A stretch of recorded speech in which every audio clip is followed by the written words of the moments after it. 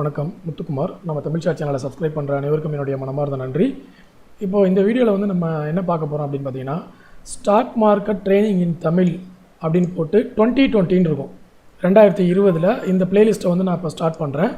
இதில் வந்து என்ன உங்களுக்கு கம்ப்ளீட்டாக அந்த பிளேலிஸ்ட்டில் வரப்போகுது அப்படின்னு பார்த்தீங்கன்னா, இந்த ஒரு ட்ரைனிங் ஒன்று நம்ம கண்டக்ட் பண்ணோம் பார்த்தீங்களா. சில நண்பர்கள் வந்து ஸ்டாக் மார்க்கெட் பற்றி தெரியாதவங்க ஸ்டாக் மார்க்கெட் பற்றி கம்ப்ளீட்டாக நான் தெரிஞ்சுக்கணும், நான் எப்படி ட்ரேட் பண்ணணும், ப்ரைஸ் ஆக்ஷன்னா என்ன, மணி மேனேஜ்மெண்ட்னா என்ன, மணி மேனேஜ்மெண்ட்டுக்கான கால்குலேஷன் என்ன, இதெல்லாம் இல்லாமல் நான் வந்து ஃபுல் டைம் ட்ரேடிங்காக வரலாமா வேணாமா, ட்ரேடிங் வர்றதுக்கு முன்னாடி நான் என்ன மாதிரியான நடவடிக்கைகள்லாம் வந்து முடிஞ்சிருக்கணும், ஓகே, என்ன மாதிரி நான் வந்து பாதுகாப்பாக இருக்கணும் அப்படின்ற எல்லா விஷயங்களும் இந்த பிளேலிஸ்ட்டில் வந்து கம்ப்ளீட்டாக கவர் பண்ண போகிறோம். இந்த பிளேலிஸ்ட்டுக்கான மீனிங் என்ன அப்படின்னு பார்த்தீங்கன்னா, இவ்வளோ நாளாக இப்போ வந்து 1000 வீடியோக்கு மேலே இருக்கும் நம்ம சேனலில். இத்தனை வீடியோவையும் பார்த்து தான் நான் வந்து பங்குச்சந்தை கற்றுக்கணுமா, என்னால் முடியாது அப்படின்றவங்க ரேண்டமாக ஒரு 50 வீடியோ பார்க்கலாம், 100 வீடியோ பார்க்கலாம். ஓகே, ஸோ அப்படி இருக்கிறவங்களுக்கு, புதுசாக வர்றவங்களுக்கு ரொம்ப பேர்டனாக இருக்குது, இவ்வளோத்தெல்லாம் என்னால் கற்றுக்க முடியாது அப்படின்றவங்க இந்த பிளேலிஸ்ட்டில் வரக்கூடிய வீடியோக்களை மட்டும் நீங்கள் பார்த்தீங்கன்னா ஓரளவுக்கு உங்களுக்கு வந்து புரியும். அதாவது எனக்கு என்னென்னலாம் தெரிஞ்சிருக்கோ அது எல்லாத்தையுமே இந்த பிளேலிஸ்ட்டில் வந்து நான் உங்களுக்கு சொல்லியிருப்பேன். அதுக்காக இதை வந்து ஃபுல்லாக இவ்வளோ நாளாக 2.5 வருஷமாக நமக்கு ஃபாலோ பண்ணிட்டு வர்றவங்களுக்கும் இது வந்து ஒரு மிகப்பெரிய ரெஃப்ரெஷ்மெண்ட்டாக இருக்கும். ஆரம்பத்திலேருந்து ஒரு ஒன்றுமே தெரியாதவர்கள், பங்குச்சந்தைனா என்னென்னு தெரியாதவங்க, ஸ்டாக் மார்க்கெட்னா என்னென்னு தெரியாதவங்க இப்போது இந்த பிளேலிஸ்ட் ஆரம்பித்தாங்கன்னா அவங்களுக்கு வந்து கம்ப்ளீட் ட்ரைனிங் வந்து கிடைக்கிற மாதிரி இருக்கும். அதனால் உங்கள் நண்பர்கள் யாராவது வந்து பங்குச்சந்தை கற்றுக்கணும் அப்படின்னு இருக்காங்க, ட்ரைனிங் போகணும் அப்படின்லாம் இருக்காங்கன்னா, இது வந்து பெய்டு ட்ரைனிங்கில் இருந்த அதே கண்டென்ட்டு தான். அது அப்படியே வந்து நான் எடுத்து இப்போ ஃப்ரீயாக அப்படியே யூடியூப்லேயே தான் போடுறேன். என்னென்னா மேபி 20 வீடியோவில் முடியலாம், இல்லை 30 வீடியோக்குள்ளே முடியலாம். நான் மேக்ஸிமம் எவ்வளோ சீக்கிரமாக முடிக்க முடியுமோ அவ்வளோ தூரம் வந்து இதை ஃபாஸ்ட்டாக சொல்கிறேன். ஓகே, இப்போது இதை வந்து உங்கள் நண்பர்களுக்கும் வேறு யாரெல்லாம் ஸ்டாக் மார்க்கெட்டை கற்றுக்கணும்னு நினைக்கிறாங்களோ அவங்க எல்லாருக்குமே வந்து நீங்கள் ஷேர் பண்ணலாம். ஃபேமிலியில் இருக்கீங்கன்னா, இப்போ நீங்கள் ஹஸ்பண்ட் அண்ட் ஒய்ஃப் இருக்கீங்கன்னா 2 பேருமே கற்றுக்கணுன்னா 2 பேருமே இந்த வீடியோஸை பார்த்தா போதும். மேக்ஸிமம் 30லேருந்து 50 வீடியோக்குள்ளே போகிறதுக்கு சான்சஸ் இருக்குது. ஏன்னா இதில் பார்த்தீங்கன்னா நான் அவ்வளோ தூரம் போக விட மாட்டேன், 10 வீடியோக்குள்ளே கவர் பண்ணுறதுக்கு மேக்ஸிமம் ட்ரை பண்ணுறேன். போச்சுன்னா அந்த மாதிரி இருக்கும். அதாவது 8 ஹவர்ஸ் ட்ரைனிங்கை வந்து இதுக்குள்ளே நான் கம்ப்ளீட் பண்ண போகிறேன். ஸோ அதனால் தொடர்ந்து இந்த பிளேலிஸ்ட்டை வந்து வரிசையாக பார்த்துக்கிட்டே வாங்க. என்னால் எப்பப்பெல்லாம் வீடியோ போட முடியுமோ அப்போல்லாம் வந்து இந்த வீடியோஸ் நான் ரெக்கார்ட் பண்ணி இந்த பிளேலிஸ்ட்டில் ஆட் பண்ணிக்கிட்டே இருக்கேன். ஸோ கம்ப்ளீட்டாக ட்ரைனிங் வேணும் அப்படின்னு நினைக்கக்கூடிய பிகினர்ஸ் ஒவ்வொரு வீடியோவாக வந்து வரிசையாக பார்த்துட்டு வாங்க. நம்ம சேனலை வந்து சப்ஸ்கிரைப் பண்ணி வச்சுக்கோங்க. அப்போ தான் வந்து உங்களுக்கு நோட்டிஃபிகேஷன் வந்து கிளியராக வரும். ஓகே, இது வந்து கம்ப்ளீட்டாக பெய்ட் ட்ரைனிங்கில் இருந்த விஷயத்தை தான் இனிமேல் நீங்கள் பெய்ட் ட்ரைனிங்னு ஒன்று நம்ம சேனல் இனிமேல் இருக்க போகிறதில்ல. ஸோ அதனால் எல்லா கண்டென்ட்டுமே வந்து ஃப்ரீயாக இருக்கிறவங்களுக்கு வந்து ஃப்ரீயாக பார்க்கணுன்னு நினைக்கிறவங்க, அஃபோர்ட் பண்ண முடியாதுன்னு நினைக்கிறவங்களுக்கு கூட இந்த கண்டென்ட்டை பார்த்து அவங்க வந்து நிறைய விஷயங்கள் புரிஞ்சுக்கலாம். ஓகே, ஸோ இப்போ நம்ம கண்டென்ட்டுக்குள்ளே போகலாமா? ஃபஸ்ட்டு விஷயம், இந்த பிடிஎஃப் தான் நான் இப்போ வந்து உங்களுக்கு ட்ரைனிங் எடுக்க போகிறேன். ட்ரைனிங் முடிஞ்சதுமே இந்த பிடிஎஃப் வந்து நான் உங்களுக்கு ஷேர் பண்ணிடுறேன். ஓகே, இது வந்து ரொம்ப பெரிய எக்ஸ்பர்ட் அப்படின்லாம் நீங்கள் நினைக்காதீங்க. எனக்கு கொஞ்சம் விஷயந்தான் தெரியும். அந்த கொஞ்சம் விஷயங்களை இந்த வீடியோக்களில் வந்து நான் ஷேர் பண்ணுவேன். ஓகே, அது வந்து உங்களுக்கு நீங்கள் நெக்ஸ்ட் லெவல் போகிறதுக்கான ஒரு படிக்கட்டாக வந்து இருக்கும். அவ்வளோதான். வந்து என்னால் முடிஞ்ச வரைக்கும் மேக்ஸிமம் என்ன பண்ண முடியுமோ அந்த ஹெல்ப்பை வந்து நான் பண்ணிடுறேன். எனக்கு எவ்வளோ விஷயங்கள் தெரியுமோ அதை வந்து நான் ஷேர் பண்ணுறேன். ஓகே, இதில் வந்து இவ்வளோ விஷயம் தான் கம்மியாக இருக்குது, இவ்வளோ விஷயம் இன்னும் நிறைய இருக்குது அப்படிலாம் வந்து நீங்கள் கம்பேர் பண்ணிக்க வேணாம். ஏன்னா உண்மையிலே பங்குச்சந்தைன்றது நமக்கு தெரிஞ்சதெல்லாம் 5% கூட கிடையாது. நிறைய பேர் வந்து ஒவ்வொரு ஸ்ட்ராட்டஜியை கண்டுபிடிச்சி வச்சுக்கிட்டு இந்த ஸ்ட்ராட்டஜி தான் பங்குச்சந்தை அப்படின்னு நினைப்பாங்க. அப்படி கிடையாது. ப்ரைஸ் ஆக்ஷன்னா ப்ரைஸ் ஆக்ஷன் பங்குச்சந்தையில் ஒரு சின்ன பார்ட்டு தான். ஓகே, இண்டிகேட்டர்ஸ்னால் இண்டிகேட்டர் ஒரு பார்ட்டு தான், அஸ்ட்ராலஜினா அஸ்ட்ராலஜி ஒரு பார்ட்டு தான். அந்த மாதிரி பங்குச்சந்தையை முழுசாக கற்றுக்கிறதுன்றது வந்து நமக்கு தெரியாத விஷயங்கள் நிறையா இருக்குது. நம்ம இது வரைக்கும் கற்றுக்கிட்ட விஷயங்கள் 5% கூட இருக்காது. ஓகே, அதனால் எனக்கு தெரிஞ்ச விஷயங்களை நான் இதில் ஷேர் பண்ணுறேன். பயனுள்ளதாக இருந்ததுன்னா நீங்கள் லைக் பட்டன் ப்ரெஸ் பண்ணலாம், உங்கள் கமெண்ட்டை வந்து பதிவு பண்ணலாம். உங்களுடைய நண்பர்கள் யாரெல்லாம் பங்குச்சந்தைக்கு உள்ளே வரணும் ஆனால் ஸ்ட்ரகிள் ஆகுறாங்க, ஒன்றுமே தெரியாது அப்படின்னு நினைக்கிறவங்களுக்கு இந்த சீரீஸை நீங்கள் ஷேர் பண்ணலாம். ஓகே, இப்போ எவ்வளோ நேரம் ஆயிடுச்சு?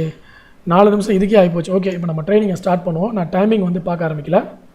முதல்ல பங்குச்சந்தைக்கு வர்றதுக்கு முன்னாடி, அதில் ஸ்டாக் மார்க்கெட்டுக்கு வரதுக்கு முன்னாடி, பிஃபோர் ஸ்டாக் மார்க்கெட் நீங்கள் என்ன பண்ணியிருக்கணும்னு பார்த்தீங்கன்னா, ப்ரொடெக்ஷன், சேவிங்ஸ், இன்வெஸ்ட்மெண்ட், இந்த ஹைராரிக்கல் ஸ்ட்ரக்சரில் தான் உங்களுடைய பேசிக் ஃபினான்ஷியல் பிளானிங் எப்பயுமே இருக்கணும். ஓகே, உங்களுடைய பேசிக் ஃபினான்ஷியல் பிளான் இந்த ஹைராரிக்கல் ஸ்ட்ரக்சரில் தான் இருக்கணும். முதல்ல வந்து ப்ரொடெக்ஷன் இருக்கணும். ப்ரொடெக்ஷனாக என்ன? உங்களுக்கு மெடிக்ளைம், இன்சூரன்ஸு, அதுக்கப்புறம் வந்து டேர்ம் இன்சூரன்ஸ், அதெல்லாம் வந்து உங்களுக்கு கண்டிப்பாக இருக்கணும். பைக் வச்சுருப்பீங்க, கார் வச்சுருப்பீங்க, அதுக்கான இன்சூரன்ஸு, ப்ரொடெக்ஷன் சம்மந்தப்பட்ட அத்தனை விஷயங்களையும் நீங்கள் பண்ணி வச்சுருக்கணும். ஓகே, மெடிக்ளைம் இல்லாதவங்க, இன்சூரன்ஸ் இல்லாதவங்க ஸ்டாக் மார்க்கெட்டுக்கு எலிஜிபிள் இல்லைன்னு நினச்சிக்கோங்களேன். ஓகே, ஏன்னா நமக்கு ப்ரொடெக்ஷனே இல்லைன்றப்போ அதுக்கப்புறம் நீங்கள் இன்வெஸ்ட்மெண்ட்டுக்கு எங்கே இருந்து போகிறது? அதனால் நீங்கள் வந்து ஃபஸ்ட்டு ப்ரொடக்ஷனை வந்து பார்க்கணும். சேலரிடாக இருந்தாலும் சரி, யாராக இருந்தாலும் சரி, இப்போ கையில் 15,000 வச்சுருக்கீங்கன்னா பங்குச்சந்தைக்கு வராதிங்க. அந்த 15,000த்தில் முதல்ல மெடிக்ளைமு போடுங்க, இன்சூரன்ஸை கட்டுங்க. ஓகே, அந்த இன்சூரன்ஸ் வந்து பென்ஷன் ஸ்கீமாக இருக்கலாம், இல்லைன்னா என்பிஎஸ்ல இருக்கலாம், வேறு என்ன மாதிரி இன்சூரன்ஸாக வேணாலும் இருக்கலாம். ஆனால் இன்சூரன்ஸ் கண்டிப்பாக இருக்கணும், மெடிக்ளைம் கண்டிப்பாக இருக்கணும். ஓகே, ஏன்னா ஒரு சின்ன அடிபட்டுச்சுன்னா கூட நம்ம அந்த நேரத்தில் போய் நம்ம சேர்த்து வச்சுருக்க காசு எல்லாமே வீணாக போயிடும். 25,000 30,000 நீங்கள் பில் பே பண்ணுற மாதிரி. மெடிக்ளைம் இருந்தால் எல்லாத்தையுமே மெடிக்ளைமில் நீங்கள் க்ளைம் பண்ணிக்கலாம். ஸோ ஃபஸ்ட்டு நமக்கு தேவை ப்ரொடக்ஷன், நம்ம ஃபேமிலிக்கும் அந்த ப்ரொடக்ஷனை கொடுத்துடணும். அடுத்தது சேவிங்ஸ். இப்போ சேவிங்ஸ் பண்ணுறதுக்கே வந்து உங்களுக்கு ப்ராக்டிஸ் இல்லைனா நீங்கள் இன்வெஸ்ட்மெண்ட்டெல்லாம் பண்ண முடியாது. ஓகே, அதாவது நீங்கள் இப்போ வந்து ஒரு 2 லட்ச ரூபா சேவிங்ஸ் வந்து பண்ணுறீங்க, எஃப்டியில் வந்து 2 லட்ச ரூபா போட்டிருக்கீங்க.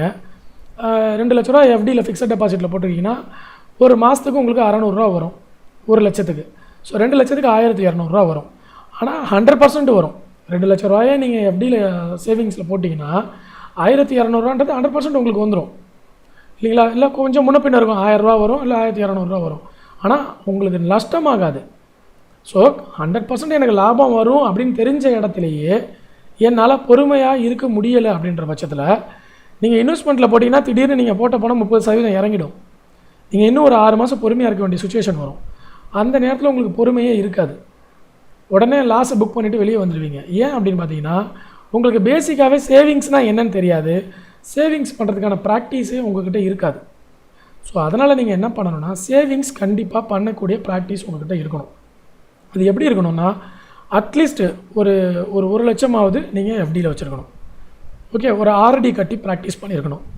இப்போது நீங்கள் 25 லட்சம் நீங்கள் ஸ்டாக் மார்க்கெட்டில் இன்வெஸ்ட்மெண்ட் பண்ண போகிறீங்க அப்படின்னா ஒரு 1 லட்சம் உங்களுக்கு சேவிங்ஸ் அக்கௌண்ட்டில் எஃப்டியில் இல்லை 2 லட்சம் வச்சுக்க மாட்டிங்களா? ஒரு 2000 ரூபா வந்து உங்களால் ஆர்டி கட்ட முடியாதா? யோசிச்சு பாருங்கள். ஆனால் நம்ம என்ன நினைப்போம்னா இதிலெல்லாம் வருமானம் வராது, ஸ்டாக் மார்க்கெட்டில் தான் வருமானம் வரும்னு சொல்லிட்டு பேராசையில் இருக்கிற எல்லா பணத்தையும் கொண்டு வந்து ஸ்டாக் மார்க்கெட்டில் போடக்கூடாது. முதல்ல ப்ரொடக்ஷனை முடிச்சிடணும். அதுக்கப்புறம் சேவிங்ஸ். நமக்கு எந்த ஒரு வருமானமும் இல்லை அப்படின்னாலும் 6 மாதம் நீங்கள் ஃபேமிலியை ரன் பண்ணணும். ஓகே, அந்த பணத்தை உங்கள்கிட்ட சேவிங்ஸில் கண்டிப்பாக நீங்கள் வச்சுருக்கணும். ஓகே, இப்போ நீங்கள் 50,000 சம்பளம் வாங்குறீங்கன்னா கண்டிப்பாக 3 லட்ச ரூபா வந்து உங்கள் சேவிங்ஸில் இருக்கணும். ஸ்டாக் மார்க்கெட்டில் நான் சொல்லலை, சேவிங்ஸ் எஃப்டியில் இருக்கலாம், அல்லது வந்து உங்களுடைய சேவிங்ஸ் அக்கௌண்ட்டில் இருக்கலாம். ஓகே, அதனால் சேவிங்ஸில் கண்டிப்பாக இருக்கணும். அது இல்லாமல் நீங்கள் அடுத்தது இன்வெஸ்ட்மெண்ட்டுக்கு வரக்கூடாது. இன்வெஸ்ட்மெண்ட்டில் கடைசி ஆப்ஷன் தான் ஸ்டாக் மார்க்கெட்டு. ஓகே, இன்வெஸ்ட்மெண்ட்டுன்னு வந்ததுக்கப்புறம் நீங்கள் என்ன பண்ணணும்னா இன்வெஸ்ட்மெண்ட்டில் எப்பயுமே நஷ்டமே ஆகாத இன்வெஸ்ட்மெண்ட் அப்படின்னு பார்த்தீங்கன்னா லேண்டு. ஸோ முதல்ல உங்களுடைய குறிக்கோள் எங்கே இருக்கணும்னா ஒரு லேண்ட் இன்வெஸ்ட்மெண்ட்டில் தான் முதல் ஆப்பர்ச்சுனிட்டியை வந்து நீங்கள் தேடணும். அதுக்கப்புறம் கோல்டில் வந்து முதலீடு பண்ணணும். அதுக்கப்புறம் இருக்கக்கூடிய பணம், இப்போ 10 லட்சம் வச்சுருக்கீங்கன்னா 8 லட்ச ரூபாய்க்கு லேண்டு வாங்கணும், இல்லை ஒரு 5 லட்ச ரூபாய்க்கு லேண்டு வாங்கணும், 3 லட்ச ரூபா கோல்டில் போடணும். 1 லட்சத்தை மட்டும் நீங்கள் பங்குச்சந்தைக்காக எடுத்துகிட்டு வரலாம். 10 லட்சம் தான் இருக்குது, 10 லட்சத்தையும் நான் ஸ்டாக் மார்க்கெட்டில் போட போகிறேன். நான் ரிட்டையர் ஆகிட்டேன், 10 லட்சம் செட்டில்மெண்ட் வந்திருக்கு, 10 லட்சத்தை ஸ்டாக் மார்க்கெட்டில் போட போகிறேன். அல்லது எங்களுடைய குடும்ப சொத்து ஏதோ வந்து நாங்கள் விற்றோம், எனக்கான பங்கு வந்து ஒரு 10 லட்சம் வந்துச்சு, அதை வந்து பங்குச்சந்தையில் போட போகிறேன். அந்த மாதிரிலாம் பண்ணக்கூடாது. ஓகே, ஸோ ஃபஸ்ட்டு இன்வெஸ்ட்மெண்ட் அப்படின்னா நீங்கள் நிலத்தில் தான் முதல் இன்வெஸ்ட்மெண்ட்டை கான்சன்ட்ரேட் பண்ணணும். 2வது விஷயம் நீங்கள் தங்கத்தில் கான்சன்ட்ரேட் பண்ணணும். அதுக்கப்புறமா வந்து பங்குச்சந்தையில் கான்சன்ட்ரேட் பண்ணணும். ஸோ டைவர்சிஃபிகேஷனில் முதல் பார்ட்டு முதலீடு அப்படின்னு வரும்போது அதை பிரித்து முதலீடு பண்ணணும். நிலத்தில் முதலீடு பண்ணணும், மெட்டல்ஸில் முதலீடு பண்ணணும், அப்புறம் பங்குச்சந்தையில் முதலீடு பண்ணணும். ஸோ நிலமும் தங்கமும் சொல்லிவிட்டேன், அதுக்கப்புறம் தான் பங்குச்சந்தைக்கு வரணும். நீங்கள் என்ன பண்ணுறீங்க, இப்போ இருக்கிறவங்க 25,000 சம்பளம் வாங்குவாங்க, மெடிக்ளைம் இருக்காது, இன்சூரன்ஸ் இருக்காது, ஒன்றும் இருக்காது. சேவிங்ஸு 10,000 ரூபா கூட அவங்களுக்கு சேவிங்ஸ் பண்ண தெரியாது. ஓகே, ஆனால் 25,000 ரூபாயை வச்சுக்கிட்டு நேராக வந்து ஸ்டாக் மார்க்கெட்டில் போடுறேன்னு வாங்க. அந்த மாதிரி சொன்னீங்கன்னா நீங்கள் ஸ்டாக் மார்க்கெட்டுக்கு எலிஜிபிள் இல்லை, வெளியே போயிருங்கன்றேன் நான். உங்களுக்கு பேசிக் ஃபினான்ஷியல் ஸ்ட்ரக்சரே தெரியாமல் நீங்கள் ஸ்டாக் மார்க்கெட்டில் வந்து உங்களால் ஒன்றுமே பண்ண முடியாது. ஸ்டாக் மார்க்கெட்டில் மணி மேனேஜ்மெண்ட்டை பயங்கரமாக ஃபாலோ பண்ணணும். ஓகே, அதனால் இப்போயே வந்து புரிஞ்சுக்கங்க நீங்கள் என்ன ஸ்டேஜில் இருக்கீங்கன்றதை. நீங்கள் வந்து என்கிட்ட நான் 25,000 வாங்குகிறேன், மாதம் 10,000 போட போகிறேன் ஸ்டாக் மார்க்கெட்டில் அப்படின்னு நினச்சிங்கன்னா முதல்ல மெடிக்ளைம் இருக்கா, இன்சூரன்ஸ் இருக்கா, சேவிங்ஸில் 6 மாதத்துக்கு நீங்கள் சேவிங்ஸ் பணம் வச்சுருக்கீங்களா, அதுக்கப்புறமா நீங்கள் பங்குச்சந்தைக்கு வாங்க. அப்படி இல்லைனா பங்குச்சந்தைக்கு வராதிங்கன்னு தான் நான் சொல்லுவேன். பங்குச்சந்தையிலே நான் வந்து பணத்தை போட்டு பங்குச்சந்தையிலே சம்பாரித்து பங்குச்சந்தை மூலயமா பணக்காரன் ஆகணும் அப்படின்றது வந்து 100ல் 2 பேருக்கு நடக்கலாம், 98 பேருக்கு நடக்காது. முடியாதுன்னு சொல்ல வரல, அதுவும் முடியும்.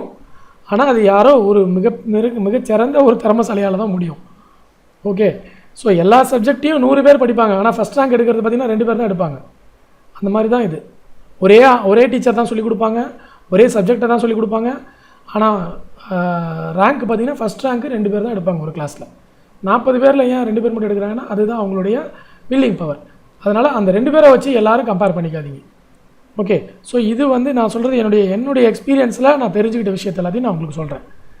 அதனால் இதில் வந்து மாடிஃபிகேஷன் பண்ணுறதுனால நீங்கள் பண்ணிக்கோங்க. ஓகே, அடுத்தது ஃபஸ்ட்டு ப்ரொடக்ஷன் பண்ணுறீங்க, சேவிங்ஸ் பண்ணுறீங்க, அதுக்கப்புறம் இன்வெஸ்ட்மெண்ட் பண்ணுறீங்க. இன்வெஸ்ட்மெண்ட்டில் உங்களுடைய மகிழ்ச்சிக்கும் வந்து கண்டிப்பாக ஸ்பெண்ட் பண்ணுங்கள். இப்போ நீங்கள் 25,000 மாதம் சம்பளம் வாங்குறீங்க, 5,000 மிச்சமாகுதுன்னு வச்சுக்கோங்களேன். 5,000 கொண்டு வந்து ஸ்டாக் மார்க்கெட்டில் போட வேண்டாம். அந்த 5,000 ஒரு 2,000 வந்து உங்களுடைய சந்தோஷத்துக்காக செலவழிங்க. சினிமாவுக்கு போகிறீங்களா, இல்லை ஃப்ரெண்ட்ஸு கூட வந்து ஜாலியாக டைம் ஸ்பெண்ட் பண்ணுறீங்களா, இல்லை ஃபேமிலியை கூட்டிகிட்டு வெளியே அவுட்டு வேறு எங்கேயா டூர் மாதிரி போகிறீங்களா, அதுக்கெலாம் வந்து பணத்தை ஸ்பெண்ட் பண்ணுங்கள். அதுக்கப்புறம் என்ஜாய்மெண்ட்டுக்கு அப்புறம் தான் நீங்கள் இன்வெஸ்ட் போகிறீங்க. ஏன்னா நம்ம இன்வெஸ்ட்மெண்ட் பண்ணி பணத்தை சம்பாதிக்கிறது எதுக்குன்னு பார்த்தீங்கன்னா at the last ultimate goal வந்து ஹாப்பியாக இருக்கணுன்றதுக்கு தான். நீங்கள் வந்து ஐயோ நான் சட்டை வாங்கலை, ஷூ வாங்கலை, நான் வெளியில் போகிறதெல்லாம் மிச்சப்படுத்தி சோறு சாப்பிடாமல் மிச்சப்படுத்தி நான் வந்து பங்குச்சந்தையில் போட்டேன் அப்படிலாம் போடாதீங்க. அப்படிலாம் ஸ்டாக் மார்க்கெட் வர வேண்டிய அவசியமே இல்லை. சந்தோஷமாக இருங்க, உபரி பணத்தை கொண்டு வந்து ஸ்டாக் மார்க்கெட்டில் இன்வெஸ்ட்மெண்ட்டாக பண்ணுங்கள். ஓகே, அடுத்த ஸ்லைட் போமா. அடுத்தது இன்வெஸ்ட்மெண்ட் அப்படின்னு வந்ததுக்கப்புறம் நீங்கள் வந்து எதில் இன்வெஸ்ட்மெண்ட் பண்ணணும் அப்படின்னு பார்த்தீங்கன்னா முதல் விஷயம் வந்து ஸ்கில் டெவலப்மெண்ட்டுக்கு தான் கொடுக்கணும். சரி, இப்போ நீங்கள் ஒரு .NET டெவலப்பராக இருக்கீங்க அப்படின்னா உங்களுக்கு .NEட்டை பற்றி நல்லா தெரிஞ்சிருக்கு, அதில் அடுத்த லெவல் கோர்ஸ் என்ன வந்திருக்கோ அந்த ஸ்கில் டெவலப்மெண்ட்டில் தான் நீங்கள் முதல்ல இன்வெஸ்ட்மெண்ட்டை பண்ணணும். ஓகே, இப்போ நீங்கள் வந்து ஒரு கடை வச்சுருக்கீங்கன்னா உங்கள் கடையை இன்னும் எப்படி வந்து மேம்படுத்துறது, ஓகே அந்த கடையில் இன்னும் வந்து நீங்கள் எப்படி அந்த கடையில் கஸ்டமர்ஸ் அட்ராக்ட் பண்ணலாம் அப்படின்றத நீங்கள் டெவலப் பண்ணணும். ஃபஸ்ட்டு இன்வெஸ்ட்மெண்ட்டு நீங்கள் என்ன பிஸ்னஸ் பண்ணுறீங்களோ அதில் முதல்ல நீங்கள் அதிகப்படுத்திக்கணும். என்ன வேலை பார்க்குறீங்களோ அதில் அக்கௌண்ட்ஸ் நீங்கள் பிகாம் முடிச்சிருக்கீங்களா, அடுத்து எம்காம் பண்ணுறதுக்கு வெளியே பாருங்கள். எம்காம் முடிச்சிருக்கீங்களா, அடுத்தது டேலி படிக்கணுமா, அடுத்தது SAP படிக்கணுமா, SAP படிக்கணுமா, என்ன அந்த மாதிரி உங்களோட ஸ்கில் டெவலப்மெண்ட்டுக்கு முதல்ல இன்வெஸ்ட்மெண்ட்டு கொடுங்க. ஓகே, அதுக்கப்புறம் லேண்டுன்றது ஃப்ளாட்ஸ் கிடையாது, தயவுசெய்து புரிஞ்சுக்கோங்க. ஃப்ளாட்டுன்றதை வந்து நிறைய பேர் முதலீடில் சொல்லவே மாட்டாங்க. அதனால் ஃப்ளாட்ஸை வாங்கி வச்சுட்டு நான் முதலீடு பண்ணியிருக்கேன் அப்படின்னு யாரும் தயவுசெய்து நினச்சிக்காதீங்க. அது முதலீடில் வந்து சேர்த்துக்காதீங்க. ஓகே, லேண்டு வாங்குறது தான் வந்து முதலீடுன்னு சொல்லுவாங்க மோஸ்ட்லி. அதனால் அதில் வந்து கொஞ்சம் கவனமாக இருந்துக்கோங்க. அடுத்தது FD RD ஷார்ட் டேர்முக்கு இந்த சேவிங்ஸ் நம்மக்கிட்ட இருக்கணும். சேவிங்ஸ் வந்து எதுக்காக அப்படின்னு பார்த்தீங்கன்னா லிக்விடிட்டி வந்து சேவிங்ஸில் இருக்கும். சேவிங்ஸுடைய பெனிஃபிட்டு இப்போ டக்குன்னு உங்கள் ஃப்ரெண்டுக்கு ஒரு மேரேஜ், தங்கச்சிக்கு மேரேஜ், ஒரு 50,000 பணம் கேட்குறாருன்னா நீங்கள் லேண்டை போய் விற்க முடியாது உடனே. இல்லை உங்கள் தங்கச்சிக்கே ஒரு கல்யாணம், உங்கள் வீட்டில் ஒரு ஃபங்க்ஷன் நடக்குதுன்னா லேண்டை போய் இமீடியட்டாக விற்க முடியாது. ஓகே, அதே மாதிரி ஸ்டாக்கில் வந்து உங்கள் ஸ்டாக் மார்க்கெட்டை இறங்கிருச்சுன்னா நீங்கள் பொறுமையாக இருக்கணும் இன்வெஸ்ட்மெண்ட்டில். ஸோ அப்போ என்ன ஆகுனா சேவிங்ஸில் வச்சுருக்கிற பணம் வந்து நமக்கு அதிகமான லிக்விடிட்டி தரும். அதே மாதிரி கோல்டில் இருக்கிற இன்வெஸ்ட்மெண்ட்டு நமக்கு அதிகமான லிக்விடிட்டி தரும். ஓகே, அதனால் லிக்விடிட்டியை பொறுத்தும் நீங்கள் வந்து இன்வெஸ்ட்மெண்ட்டை பார்ஷியலாக பிரித்து வச்சுக்கணும். அடுத்த ஸ்லைடு, ஸ்டாக் மார்க்கெட்டுக்கு ஏன் நம்ம வரணும், இன்வெஸ்ட்மெண்ட்டில் ஸ்டாக் மார்க்கெட்டை ஏன் தேர்ந்தெடுக்கிறோம். முதல் விஷயம், சேவிங்ஸில் வந்து இப்போ நீங்கள் 25 லட்சம் வச்சுருக்கீங்க, 25 லட்சத்தையும் நீங்கள் சேவிங்ஸில் போட்டிங்கன்னா என்ன ஆகும் அப்படின்னு பார்த்தீங்கன்னா இன்ஃப்ளேஷன் சொல்லுவாங்க. இன்ஃப்ளேஷன்னா பணவீக்க விகிதம். பணவீக்க விகிதம்ன்றது என்ன அப்படின்னு பார்த்தீங்கன்னா இப்போது உங்கள் அப்பா காலத்தில் நம்ம ஒரு 35-40 வருஷத்துக்கு முன்னாடி பார்த்தீங்கன்னா தங்கத்தோடைய விலை 100 ரூபாயோ 200 ரூபாயோ தான் இருந்துச்சு. இப்போ வந்து தங்கத்துடைய விலை எவ்வளோ இருக்குது, ஒரு கிராமே 3000 ரூபா இருக்குது இல்லையா. அப்போது ஒரு 30 வருஷத்துக்கு முன்னாடி நம்மளுடைய தாத்தாவோ இல்லை நம்ம அப்பாவோ 100 ரூபாயை கொண்டு போய் FDயில் போட்டிருந்தாருன்னு வச்சுக்கோங்க, 9 வருஷத்துக்கு ஒரு தடவை டபுள் ஆகும். ஸோ 100 ரூபா 200 ரூபாயா இருக்கும், 200 ரூபா 400 ரூபாயா இருக்கும், 400 ரூபா 800 ரூபாயா இருக்கும். இந்நேரம் நமக்கு ஒரு 2000 ரூபா வருதுன்னு வச்சுக்கோங்களேன். ஓகே, ஆனால் அதே தங்கத்தில் முதலீடு 100 ரூபா பண்ணியிருந்தாங்க அப்படின்னா இப்போது தங்கத்துடைய விலை என்ன யோசிச்சு பாருங்கள், எத்தனை மடங்கு ஏறி இருக்குது. அப்போது விலைவாசியோடைய நிலைமை என்ன, ஒரு மூட்டை அரிசியை இப்போ 2000 ரூபாய் 1300 ரூபா கொடுத்து நம்ம வாங்கணும். அப்போ அவங்க போட்ட ஃபிக்ஸட் டெபாசிட் சேவிங்ஸில் போட்டது இப்போ ஒரு மூட்டை அரிசி கூட வாங்க முடியாது. அதுதான் விலைவாசி உயர்வுன்றது. பணவீக்க விகிதம்னு அதை சொல்லுவாங்க, இன்ஃப்ளேஷன்னு சொல்லுவாங்க. ஸோ அந்த இன்ஃப்ளேஷனில் வந்து சேவிங்ஸால் இன்ஃப்ளேஷனை தாண்டி வருமானம் கொடுக்க முடியாது. ஸோ அப்போ நம்ம என்ன பண்ணணும்னா முதலீடு அப்படின்றத தேர்ந்தெடுத்தே ஆக வேண்டிய கட்டாயத்தில் இருக்கும். வெறும் சேவிங்ஸ் மட்டும் பண்ணிகிட்டு இருந்தீங்கனாலும் நம்ம வந்து பணத்தை பெருக்க முடியாது. பணத்தை பொறுத்தளவில் பணத்தை சேவிங்ஸ் பண்ணுறது ஒரு வழி, பணத்தை பெருக்கிறது, பணத்தை மல்டிப்ளை பண்ணுறது அப்படின்றது ஒரு வழி. இது ரெண்டுத்தையுமே நீங்கள் வந்து கையில் எடுத்துக்கணும். வெறும் பணத்தை சேமிக்கிறது மட்டும் இருந்தீங்கன்னா நீங்கள் பணக்காரன் ஆக முடியாது. ஓகே, பணத்தை சேமிச்சுட்டு அடுத்தது நீங்கள் பணத்தை பெருக்கிறதுக்கான வழிகளுக்கு கொண்டு வரணும்.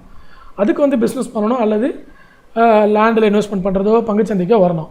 இப்போ நம்ம பங்குச்சந்தைக்கு ஏன் வரோம் அப்படின்னு பார்த்தீங்கன்னா, பங்குச்சந்தையில் இன்ஃப்ளேஷனை விட அதிகமான லாபம் எடுக்க முடியும். ரெண்டாவது மணி மல்டிப்ளிகேஷன், பணத்தை பெருக்க முடியும். 1000 2000 3000 4000 பெருக்க முடியும். இயர்லி ரிட்டையர்மெண்ட், இப்போ நீங்கள் 25 வயசில் இல்லை 30 வயசில் இன்வெஸ்ட்மெண்ட் பண்ண ஆரம்பிக்கிறீங்கன்னா 30 வயசு 35 வயசில் உங்கள் பணம் வந்து பல மடங்கு லாபம் கொடுத்துச்சுன்னா நீங்கள் இயர்லி ரிட்டையர்மெண்ட்டுக்கான ஆப்பர்ச்சுனிட்டி இந்த ஸ்டாக் மார்க்கெட்டில் இருக்குது. அடுத்தது லிக்விடிட்டினா ஸ்டாக் மார்க்கெட்டில் வந்து என்னென்னா, லேண்டில் இன்வெஸ்ட்மெண்ட் பண்ணிங்கன்னா கூட நீங்கள் அதை விற்கிறதுக்கு டைம் எடுக்கும். ஆனால் ஸ்டாக் மார்க்கெட்டில் ஒரு கிளிக் பண்ணிங்கன்னா இமீடியட்டாக நீங்கள் செல் பண்ணிவிட்டு கேஷை வெளியே எடுத்துடலாம். லிக்விடிட்டி அதிகம். இது எந்த இன்வெஸ்ட்மெண்ட்லேயுமே இல்லாத ஒரு விஷயம். கோல்டில் இருக்குது, ஸ்டாக் மார்க்கெட்லேயும் இருக்குது. ஓகே, ஸோ இப்போ ஸ்டாக் மார்க்கெட்டுக்குள்ளே இந்த ரீசனை வச்சு நீங்கள் வந்துட்டீங்க, பணம் சம்பாதிக்கிறதுக்கு உள்ளே வந்துட்டீங்க. வந்ததுக்கப்புறம் நீங்கள் என்ன பண்ணணும்னா, ட்ரேடரா அல்லது இன்வெஸ்டரா அப்படின்றத முடிவு பண்ணணும். ஓகே, ட்ரேடிங் பண்ண போகிறீங்களா, இன்வெஸ்ட்மெண்ட் பண்ண போகிறீங்களா, ட்ரேடிங்க்கான பிளான் என்ன, இன்வெஸ்ட்மெண்ட்டுக்கான பிளான் என்ன, இது ரெண்டுத்தையும் நீங்கள் தனித்தனியாக புரிஞ்சுக்கணும். இப்போ என்ன பார்த்தீங்கன்னா, நான் ட்ரேடராகவும் இருப்பேன், இன்வெஸ்டராகவும் இருப்பேன். ஓகே, சில பேர் ட்ரேடராக மட்டும்தான் இருப்பாங்க, இன்வெஸ்டராக இருக்க மாட்டாங்க. சில பேர் ட்ரேடிங்கே எனக்கு வேணால் இன்வெஸ்ட்மெண்ட்டாக மட்டும்தான் இருக்கணும்னு நினைப்பாங்க. ஸோ இவங்க 2 பேரும் அவங்கவுங்க ட்ராக்கை செலக்ட் பண்ணி கண்டிப்பாக அதில் போகணும். நீங்கள் ட்ரேடிங் பண்ணிவிட்டு அதை இன்வெஸ்ட்மெண்ட்டாக மாற்றக்கூடாது, இன்வெஸ்ட்மெண்ட் பண்ணிவிட்டு ட்ரேடிங்காக மாற்றக்கூடாது. இன்ட்ராடே பண்ணுவாங்க, அப்புறம் அதில் நஷ்டத்தில் போனோன்னே அதை அப்படியே இன்வெஸ்ட்மெண்ட்டாக மாற்றிக்குவாங்க. ஸோ அந்த மாதிரிலாம் வந்து பண்ணக்கூடாது. அன்றைக்கி ஸ்டாப் லாஸ் என்னவோ அதை ஹிட் பண்ணிவிட்டு வெளியே வந்துடணும். புரியுதுங்களா? ஸோ டைம் என்னாச்சு, 16 நிமிஷம். ஸோ 20 நிமிஷம் வரைக்கும் பார்ப்போம். வேகமாக ஒவ்வொரு ஸ்லைடாக நம்ம தாண்டி போயிடுவோம். ஏன்னா இன்னும் நிறைய விஷயம் இருக்குது நம்ம பார்க்க வேண்டியது. அடுத்தது ட்ரேடிங் ஸ்டைல். ட்ரேடிங் ஸ்டைல் அப்படின்னு பார்த்தீங்கன்னா, ட்ரேடிங் ஸ்டைலை பொறுத்தவரை ஸ்கேல்பிங் மெத்தடுன்னு ஒன்று சொல்லுவாங்க, இன்ட்ராடேன்னு ஒன்று சொல்லுவாங்க, ஸ்விங் ட்ரேடிங் அப்படின்னு ஒன்று சொல்லுவாங்க, பிடிஎஸ்டி எஸ்டிபிடி அப்படின்னு சொல்லுவாங்க. இந்த ஸ்கேல்பிங் ட்ரேடிங் அப்படின்னா என்னென்னு பார்த்தீங்கன்னா, லாபம் வந்த உடனே 10 வினாடி இல்லை 1 நிமிஷம் இல்லை 2 நிமிஷம் எப்போ வேணாலும் லாபம் வந்தால் விற்றுருவாங்க. இமீடியட்டாக விற்றுருவாங்க. வித்தின் மினிட்ஸில் அவங்க ட்ரேடிங் க்ளோஸ் ஆகிடும். அதுதான் ஸ்கேல்பிங். இமீடியட்டாக 10 மணிக்கு ட்ரேட் பண்ணுவாங்க, 10:02க்குலாம் ப்ராஃபிட் புக் பண்ணிட்டு வந்துடுவாங்க. ஸ்கேல்பிங் ட்ரேடிங்னு பேர் அதுக்கு. இன்ட்ராடே ட்ரேடிங் அப்படின்னா என்னென்னா, காலையில் நீங்கள் 11 மணிக்கோ 10 மணிக்கோ என்ட்ரி ஆகிறீங்கன்னா இன்றைக்கி 3:30 வரைக்கும் நீங்கள் டைம் எடுத்துக்கலாம். இன்றைக்கி டேக்குள்ளே நீங்கள் க்ளோஸ் பண்ணால் போதும். அது 1 ஹவர் கழிச்சு க்ளோஸ் பண்ணலாம், 2 மணி நேரம் கழிச்சு க்ளோஸ் பண்ணலாம், இல்லை மார்க்கெட்டு முடியும் போது கூட நீங்கள் க்ளோஸ் பண்ணிக்கலாம். 1 டே ஃபுல்லாக டைம் எடுத்து ட்ரேட் பண்ணுறதுக்கு பேர் இன்ட்ராடேன்னு பேர். ஓகே, அடுத்து ஸ்விங் ட்ரேடிங். ஸ்விங் ட்ரேடிங் அப்படின்னா என்னென்னு பார்த்தீங்கன்னா, சில பேர் வந்து இந்த ஸ்விங்கை வந்து என்ன பண்ணுவாங்கன்னா டேட் இன்ட்ராடேலையும் பயன்படுத்திக்குவாங்க, ஸ்விங் மாதிரியான ஒரு ஆப்பர்ச்சுனிட்டியை பயன்படுத்திக்குவாங்க. பட் ஸ்விங் ட்ரேடிங்னா என்னென்னா, இன்றைக்கி பை பண்ணிவிட்டு 1 வாரம் ஹோல்டிங் வைக்கலாம், இல்லை 3 நாள் ஹோல்டிங் வைக்கலாம், 4 நாள் ஹோல்டிங் வைக்கலாம், சில பேர் 1 மந்த் கூட ஹோல்டிங் வைப்பாங்க. ஓகே, அப்போ ஸ்விங் ட்ரேடிங்னா என்ன அப்படின்னு பார்த்தீங்கன்னா, ஸ்விங்குனா என்ன நார்மலாக நீ பாருங்கள். ஸ்விங்குனா ஒன்றும் கிடையாது. நம்ம ஊஞ்சல் ஆடும்போது நம்ம என்ன பண்ணுவோம், இங்கேருந்து தள்ளி விட்டாங்கன்னா அப்படி மேலே போயிட்டு இப்படி கீழே வருவோம். அதுதான் ஒரு ஸ்விங்கு இல்லையா? அப்போ ஸ்விங் ட்ரேடிங்னா என்ன அப்படின்னு பார்த்தீங்கன்னா, பங்குச்சந்தையில் ஸ்டாக் மார்க்கெட்டில் ஒரு ஸ்டாக் இப்படி ஏற ஆரம்பிக்கும், இந்த இடத்துல இப்படி ஏற ஆரம்பிக்கும், இது மாதிரி ஒரு பேட்டர்ன் ரிவர்சல் பேட்டர்ன் போட்டு ஏற ஆரம்பிக்கும். அப்புறம் பார்த்தீங்கன்னா அப்படி ஏறிட்டே வரும். ஸோ இந்த இடத்துல நம்ம என்ட்ரி ஆகிறோம், இந்த ஸ்விங்கை ஃபுல்லாக பிடிச்சி இந்த இடத்துல நம்ம எக்ஸிட் ஆகிறோம். இதைத்தான் ஸ்விங் ட்ரேடுன்னுவாங்க. ஓகே, இன்ட்ராடே ட்ரேடுன்றது ஒரே கேண்டிலில் பண்ணலாம். ஸ்கேல்பிங் ட்ரேடுன்றது இந்த கேண்டில் இப்போ ஓப்பன் ஹை லோ, ஓப்பனும் லோவும் சேமாக இருக்குது, மேலே ஏறிட்டே வருதுன்னு வச்சுக்கோங்க. இந்த இடத்துல என்ட்ரி ஆகி அந்த கேண்டில் 5 நிமிஷத்துக்குள்ளே இல்லை 10 நிமிஷத்துக்குள்ளே முடியறதுக்குள்ளே இந்த இடத்துல க்ளோஸ் பண்ணிவிடுவாங்க, ஸ்கேல்பிங் ட்ரேடிங். ஆனால் ஸ்விங் ட்ரேடிங்கிறது இப்போ இன்றைக்கி என்ட்ரி ஆகிறாங்களா, இன்னும் 3 நாள் இப்படியே ஏறிக்கிட்டே இருக்கா, 3 நாள் வரைக்கும் போய் அந்த ப்ராஃபிட்டை பிடிச்சிட்டு வருவாங்க. அதுக்கு பேர் தான் ஸ்விங் ட்ரேடிங். ஒரு ஏற்றத்தை அப்படியே ஃபுல்லாக பிடிக்கிறது, ஊஞ்சல் அப்படி தள்ளி விடுறாங்க, அப்படி மேலே ஏறணும், அதுதான் ஒரு ஸ்விங். அதுக்கு பேர் தான் ஸ்விங் ட்ரேடிங். அடுத்தது பிடிஎஸ்டி. பிடிஎஸ்டினா பை டுடே செல் டுமாரோ, எஸ்டிபிடினா செல் டுடே பை டுமாரோ அப்படின்னு சொல்லுவாங்க. இப்போ இந்த பிடிஎஸ்டி வந்து நார்மலாக நீங்கள் எல்லாமே பண்ணலாம். எஸ்டிபிடி அப்படின்றது வந்து மோஸ்ட்லி ஃபியூச்சர்ஸ் அண்ட் ஆப்ஷன்ஸில் மட்டும்தான் பண்ணுவாங்க. அதுக்கு அதிகமான மார்ஜின் வேணும். அதனால் இதை வந்து நம்ம கடைசியாக பார்த்துக்கலாம். முதல்ல நீங்கள் பிடிஎஸ்டி, ஸ்விங், இன்ட்ராடே, ஸ்கேல்பிங் பற்றி நம்ம ட்ரைனிங் எடுத்துக்குவோம். ஓகேங்களா? இதெல்லாம் ட்ரேடிங் ஸ்டைல். இதில் ஏதோ ஒரு ஸ்டைலில் நீங்கள் மோஸ்ட்லி அடாப்ட் ஆவீங்க. ஆனால் இதில் அதிகமான லாபம் கொடுக்கறது எது அப்படின்னு பார்த்தீங்கன்னா, இந்த ஸ்விங் ட்ரேடிங் தான் வந்து அதிகமான லாபம் கொடுக்கக்கூடிய ஒரு பார்ட்டாக இருக்குது. அதனால் மோஸ்ட்லி ஸ்விங் ட்ரேடிங்கில் வந்து கான்சன்ட்ரேட் பண்ணுறதுக்கு ட்ரை பண்ணுங்கள். இன்ட்ராடேலாம் போனீங்கன்னா கொஞ்சம் கேம்பிளிங் மாதிரி நம்மளோட அந்த கண்ட்ரோல் இல்லாதவங்களை வந்து இன்ட்ராடேவும் ஸ்கேல்பிங்கும் ஈஸியாக சாய்ச்சிரும், கண்ட்ரோல் இல்லாதவங்களுக்கு. ஓகே, கண்ட்ரோல் இருக்கிறவங்களுக்கு ஸ்கேல்பிங்கில் கூட வின் பண்ணுவாங்க, இன்ட்ராடேலாம் திறமையாக பண்ணுவாங்க. ஆனால் அந்த திறமை எல்லாருக்கும் வராது. நமக்கெல்லாம் வந்து செல்ஃப் கண்ட்ரோலே இருக்காது. ஓகே, 100 ரூபா ஆடி தள்ளுபடின்னு போட்டோம்னா நம்ம அள்ளி பிடிச்சிட்டு போய் வாங்குறதுக்கு தான் நம்ம கூட்டம் போய் நிற்கும், ஆர்டினரி ஃபெலோஸ். ஆனால் அதே ஆடி தள்ளுபடியாக போட்டாலும் சில பேர் இல்லை எனக்கு பிராண்டடான திங்ஸ் தான் வேணும்னு சொல்லி பிராண்டட் ஷோரூமில் போயிட்டு காஸ்ட்லியாக இருந்தாலும் போய் வாங்குவாங்க. ஒன்று வாங்கினாலும் பார்த்தீங்கன்னா ஒரு 3 வருஷம் நல்லாயிருக்கும் அந்த துணிமணிகள். ஆனால் நம்ம என்ன பண்ணுவோம், ஆடி தள்ளுபடியில் போய் அள்ளிட்டு வருவோம், அது 6 மாதம் கூட வராது. ஸோ இதெல்லாம் மென்டாலிட்டி. இதெல்லாம் வந்து இந்த திறமைகளில் வந்து அப்ளிகபிள். அதனால் தயவுசெய்து மற்றவங்க கூட கம்பேர் பண்ணிக்காதீங்க. ஓகே, அடுத்தது எனக்கு தெரிஞ்சு ஒரு 5 வீடியோவில் ட்ரைனிங்கை முடிச்சிடுவோம்னு நினைக்கிறேன் நம்ம இவ்வளோ வேகத்தில் போனோம்னா. ஓகே, அடுத்தது வந்து இன்வெஸ்டர்ஸில் பார்த்தீங்கன்னா 2 டைப் இருக்குது. ஒன்று ஷார்ட் டேர்ம், ரெண்டாவது லாங் டேர்ம். நீங்கள் ஷார்ட் டேர்மாக இருக்க போகிறீங்களா அல்லது லாங் டேர்மாக இருக்க போகிறீங்களா?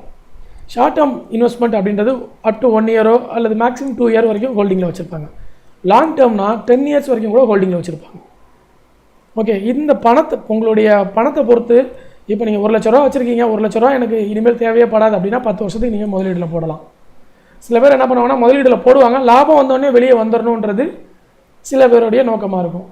சில பேர் லாபம் வந்தாலும் வெளியே வரமாட்டாங்க, டிவிடெண்ட் வரும், போனஸ் வரும், அதெல்லாம் வாங்கிக்கிட்டு இருப்பாங்க 10 வருஷமாக. ஸோ அதை வந்து லாங் டேர்மில் கன்சிடர் பண்ணுறோம். ஸோ நீங்கள் ஒரு முதலீடு பண்ணும்போது ஷார்ட் டேர்மில் பண்ண போகிறீங்களா லாங் டேர்மில் பண்ண போகிறீங்களான்றது உங்களுடைய பண தேவையை பொறுத்து நீங்கள் மாற்றி அமைச்சுக்கணும். புரியுதுங்களா? இப்போ நீங்கள் உங்கள் பொண்ணுக்கு 1 வயசு ஆகுது, அவளுக்காக நீங்கள் இன்வெஸ்ட்மெண்ட் பண்ணுறீங்க அப்படின்னா 10 வருஷம் நீங்கள் 10 வருஷத்துக்கு மேலே கூட முதலீடு பண்ணலாம், தைரியமாக இருக்கலாம். இல்லை நீங்கள் ஷார்ட் டேர்முக்கு பண்ண போகிறீங்கன்னா 1 இயருக்குள்ளே எந்த ஸ்டாக்கு ஏறப்போகுதுன்றதை நீங்கள் கண்டுபிடிச்சி அனலைஸ் பண்ணி தான் உள்ளே வரணும். புரியுதுங்களா? ஸோ இந்த வீடியோ 20 நிமிஷம் ஆகிடுச்சு, நான் கட் பண்ணிக்கிறேன். அடுத்த வீடியோவில் வந்து வீடியோ தொடருவோம். உங்கள் நண்பர்களுக்கு வந்து இந்த சீரீஸை வந்து ஷேர் பண்ணுங்கள். ஏன்னா இந்த லாக்டவுன் பீரியடில் கண்டிப்பாக பங்குச்சந்தை பற்றி ஒரு விஷயத்தை வந்து அவங்க கற்றுக்க முடியும். ரெண்டாவது, ப்ரைஸ் ஆக்ஷன்னா என்ன அப்படின்னு சொல்லிட்டு ரொம்ப தெளிவான ஒரு விளக்கம் வந்து இந்த வீடியோவில் நான் கொடுத்துருவேன் இந்த சீரீஸில். ஸோ ப்ரைஸ் ஆக்ஷன் பற்றி நிறைய குழப்பம் இருக்கிறவங்க, புரிஞ்சிக்கவே முடியாதவங்க, பேட்டர்ன்ஸாக வரைகிறவங்க, ஓகே, அது எல்லாமே வந்து உங்களுக்கு ரொம்ப ஈஸியாக சிம்பிளாக 10 நிமிஷத்தில் முடிஞ்சிடும். ஓகேங்களா? ஸோ அதனால் இந்த சீரீஸை தொடர்ந்து பாருங்கள். நன்றி, வணக்கம்.